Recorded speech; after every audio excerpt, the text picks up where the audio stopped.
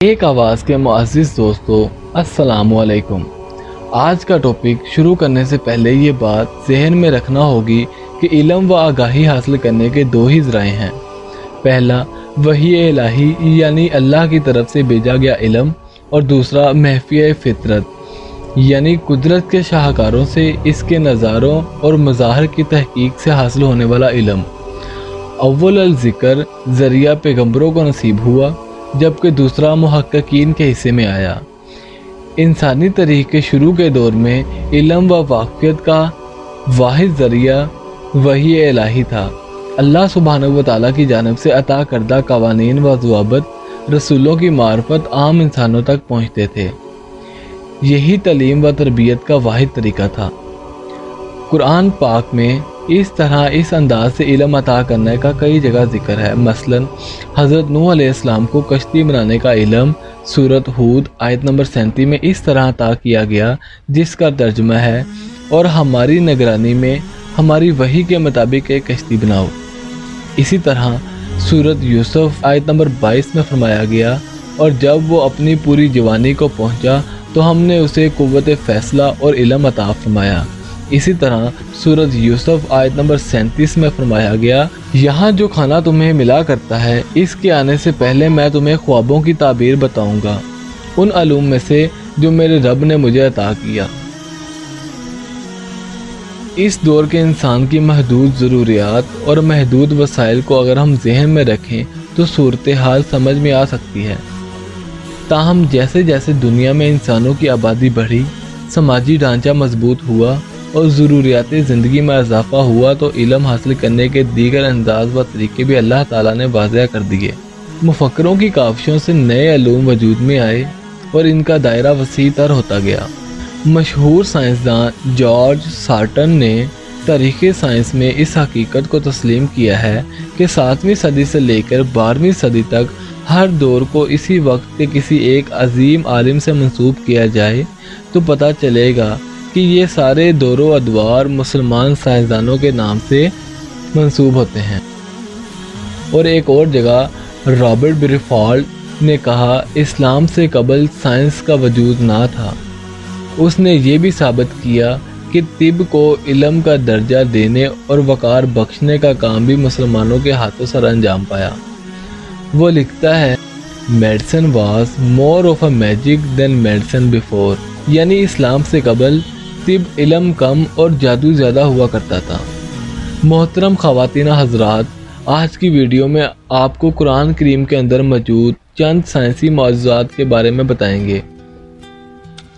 اس دنیا کے اندر بہت سے مذاہب پائے جاتے ہیں اور ان کی کچھ اپنی اپنی کتابیں بھی ہیں، لیکن قرآن کریم دین اسلام کی وہ سچی کتاب ہے کہ جس کے اندر 1400 سال پہلے بتائی گئی معلومات کو آج جدید سائنس درست ثابت کر رہی ہے۔ قرآن کو ایسے انداز اور ایسی زبان میں لکھا گیا کہ جس کو کاپی نہیں کیا جا سکتا اور نہ ہی اس جیسا کوئی تخلیق کیا جا سکتا ہے۔ اللہ تعالیٰ نے اس لیے کفار کو چیلنج دیا کہ تم اس جیسا کلام لکھ سکتے ہو تو جاؤ، اس جیسی ایک آیت ہی لے آؤ۔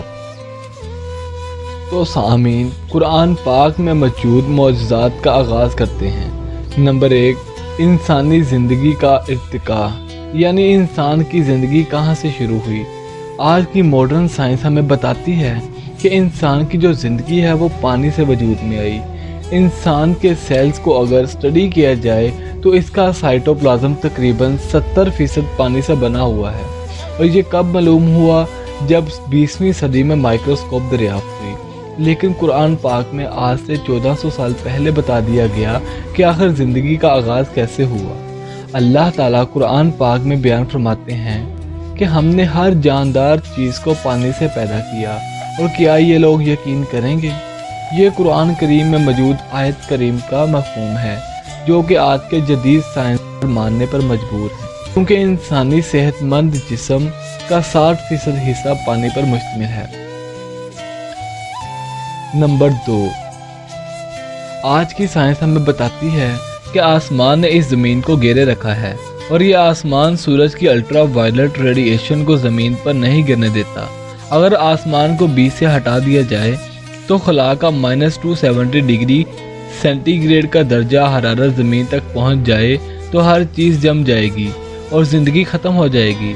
इसके साथ ही सूरज की ख़तरनाक रेज़ इस ज़मीन पर पड़ जाए तो ज़मीन इंसान के रहने के काबिल ना रहेगी। इस आसमान के बारे में कुरान करीम में अल्लाह ताला बयान फरमाते हैं कि हमने आसमान को तुम्हारे लिए हिफाजती हसार बनाया, क्या तुम अभी भी इन निशानियों से दूर भागोगे? अल्लाह ताला ने वाज़ेह बता दिया कि आसमान एक हिफाजती हसार है और आज की साइंस ये बात मानने पर मजबूर है कि वाकई आसमान एक हिफाजती हसार है जो ज़मीन को और इस पर रहने वाली इंसानियत और नबातात को सूरज की ख़तरनाक वेव्स और शदीद ठंडे दर्जा हरारत से महफूज रखता है। नंबर 3, सामीन इकराम, अल्लाह ताला पहाड़ों के बारे में कुरान पाक में कुछ इस तरह फरमाते हैं जिसका मफ़हूम है कि क्या हमने ज़मीन को एक साकर चीज़ नहीं बनाया? क्या हमने इन पहाड़ों को ज़मीन में मेखों की तरह नहीं ठोक दिया? और ये बात अल्लाह ताला ने वाज़ेह बता दी थी और आज की साइंस हमें आज बताती है कि ये पहाड़ ज़मीन में जितना ऊपर होता है इसके कई गुना ज़्यादा ज़मीन के अंदर होता है, यानी वो बिल्कुल मेखों के मानंद ज़मीन में गड़े होते हैं। इसकी एक मिसाल ये है कि दुनिया की सबसे बुलंद चोटी माउंट एवरेस्ट, जिसकी ऊंचाई तकरीबन 9 किलोमीटर है और ये ज़मीन के अंदर तकरीबन 125 किलोमीटर तक गड़ी हुई है, जो इसकी ऊंचाई से 12-13 गुना ज़्यादा है। और अल्लाह ताला ने जिस तरह फरमाया कि पहाड़ों को मेखों की मानंद ज़मीन में गाड़ा हुआ है, जो आज का मॉडर्न साइंसदान भी यही कहता है कि पहाड़ ज़मीन की जड़ों तक गड़े हुए हैं, जो ज़मीन को साकत रहने में मदद करते हैं। नंबर 4, कायनात का फैलना।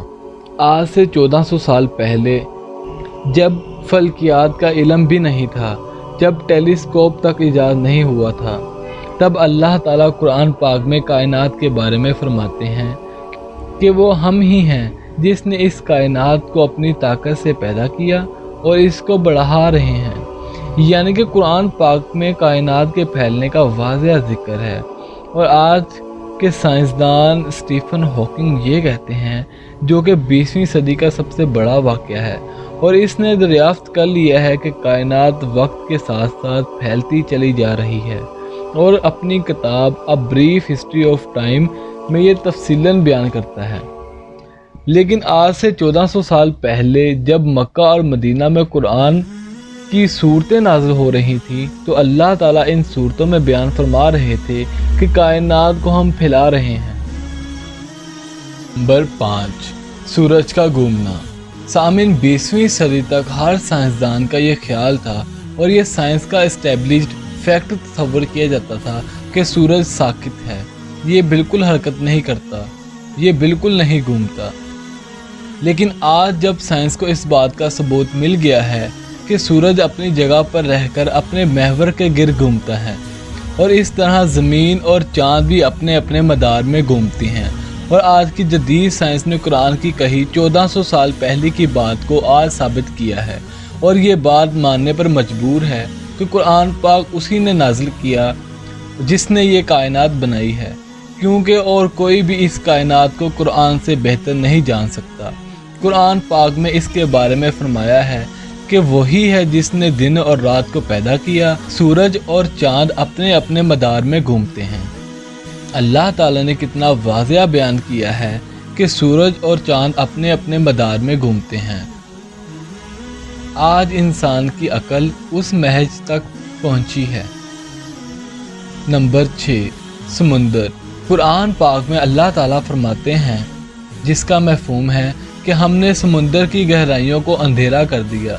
ये बात 1400 साल पहले कुरान मजीद में फरमाई गई, जब कोई इंसान समुंदर की इतनी गहराई में नहीं पहुंचा था, यहाँ तक सूरज की किरणें नहीं पहुंच सकती थी।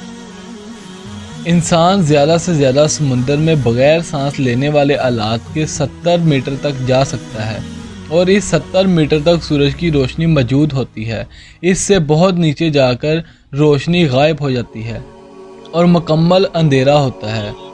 और 1400 साल पहले अंधेरे वाली गहराई इंसान से बहुत दूर थी, और आज जब समुंदर की गहराई में अंधेरा दरियाफ्त किया और कुरान की इस आयत पर ईमान ले आए, لیکن کچھ بدقسمت لوگ یہ سب کچھ دیکھ کر بھی اس کے بنانے اور نشانیاں دینے والے پر ایمان نہیں لاتے۔